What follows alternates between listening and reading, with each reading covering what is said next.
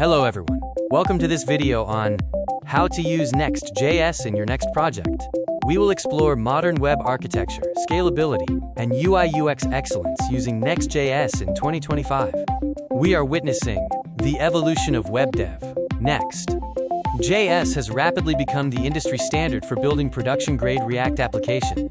The app router revolution introduced nested layouts and routing, simplifying complex UI hierarchies. Key features include file-based routing, shared layouts to preserve state, and loading skeletons for instant UI. Next.js offers next-level rendering strategies. SSR handles dynamic data. SSG provides blazing fast static site generation at build time, and ISR enables dynamic content updates without a full rebuild. Understanding server versus client components is essential. Server components are the default, offering zero client-side JS, direct DB access, and enhanced security. Client components are for interactivity and browser-specific APIs. Next.js focuses on excellent performance metrics. It automatically optimizes images, scripts, and fonts to ensure core web vitals are always high, often scoring a perfect 100 in Lighthouse performance.